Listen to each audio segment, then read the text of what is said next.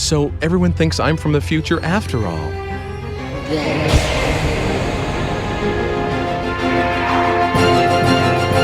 You must live on to get to the truth.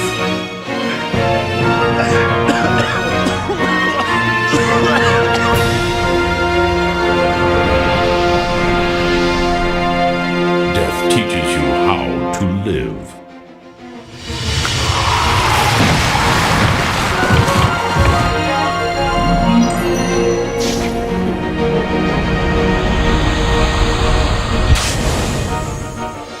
I can try to be more like Mother was to us. Only you can change your own destiny.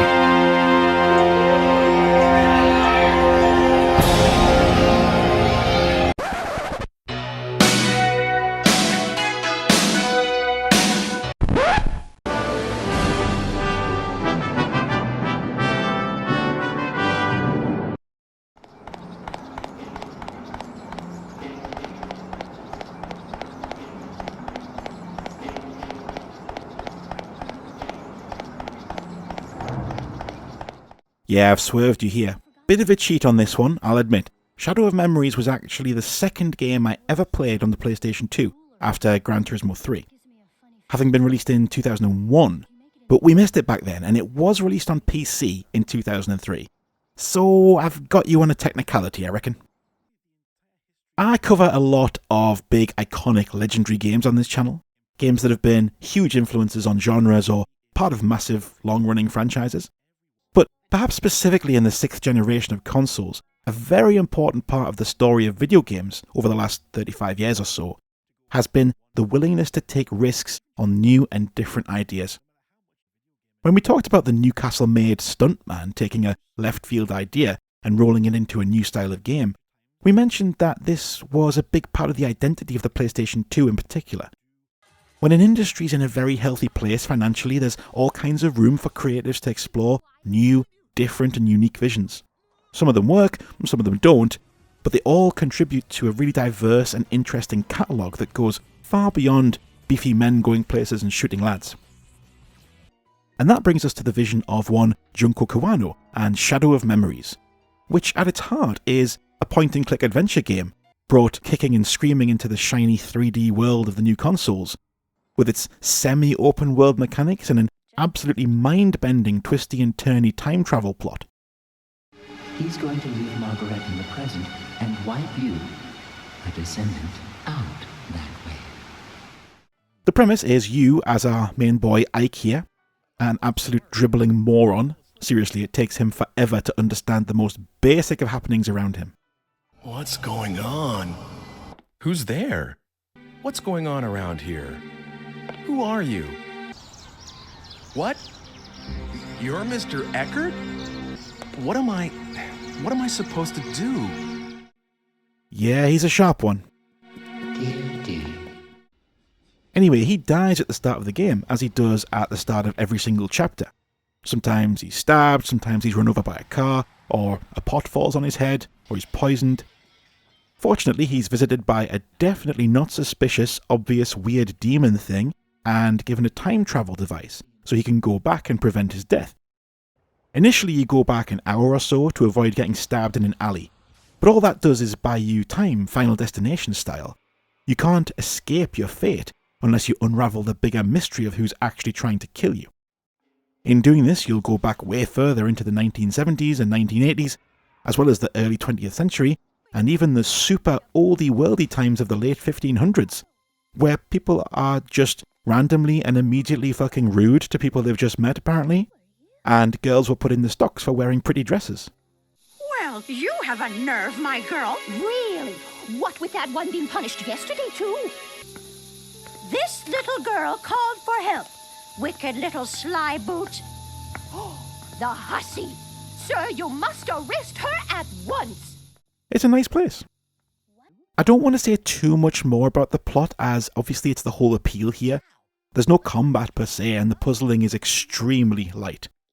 It's not going to keep you stumped over a whole weekend to figure out that this dog guarding the door is going to be distracted by a cut of meat from the butcher, or that you'll need this conspicuously placed ladder to go up and grab the squire's crest from above this door. Your inventory is never overly packed, so you don't get bogged down in rubbing everything on everything else to find an obscure solution. The downside of that, though, is that a lot of the game feels like it's simply following a narrative rather than really achieving something gameplay-wise. There is some challenge in the form of the real-time clock. You have a destined time of death in Ike's present, and the clock counts down to that hour in real time, even when you're exploring other eras, which means you're always on a time limit, even if it is, most of the time, quite generous. It focuses the mind to a degree, and stops you just aimlessly wandering around without any pressure at all. And on occasion, you're given just seconds to respond to an imminent threat by using an item.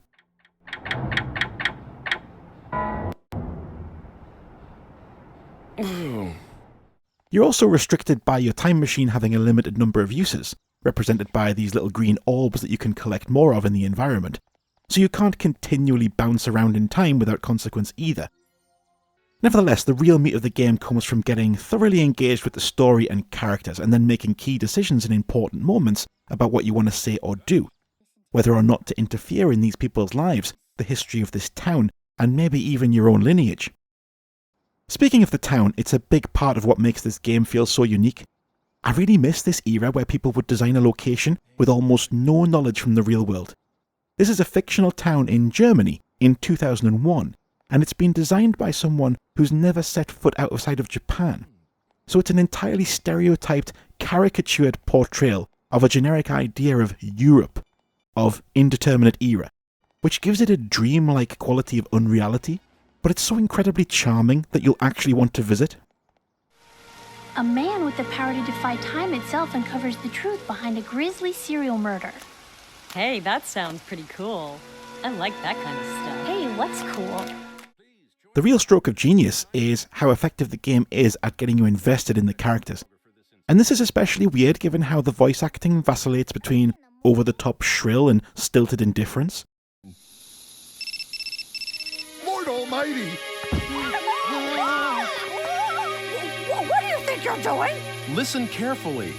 Stop bothering this woman and go home. But there's a real sincerity in it. Not just the character portrayals, but the world and the story. That you can't help but get carried away with it. They tug on the heartstrings a fair bit. Some of these characters have been through some real tragedy, and when you can't help them, you do feel bad about it. And I think this is enhanced by the darkly voyeuristic thrill of having the power to jump around in these people's lives and alter the world to suit your will. At one point you have to influence a man to turn his family home into a library so that you can look up information in the future about the poison you've ingested. Which is a nakedly self-serving thing to do, and it comes after you've had lengthy interactions with him and his young daughter about what the house means to them and their history with the now dead mum. And it really does make you think that Ike is kind of the monster here. Hans, are we the baddies? The promise of 8 different endings, not including times where Ike just dies, was extremely exciting back in a time when you couldn't just jump online and see how little they differed. These are actually pretty significant branching paths. It's not just about having a red or a blue colour filter over a cutscene, but it adds to the sense of freedom and power as you play that there are a ton of options and paths available to you. Of course, in reality, things aren't that different depending on your choices, but it's an additional bit of complexity that helps set this game apart from other point-and-click adventures, or even the visual novels that would come after. If it isn't obvious, I adore this weird, bizarre kind of train wreck of a game. It's slow and it has a really odd atmosphere, but it represents so much of the creative freedom that defined the early days of the PS2. If you haven't played this, and this review hasn't entirely put you off, give it a couple of hours, you might just get sucked in. I don't really get it.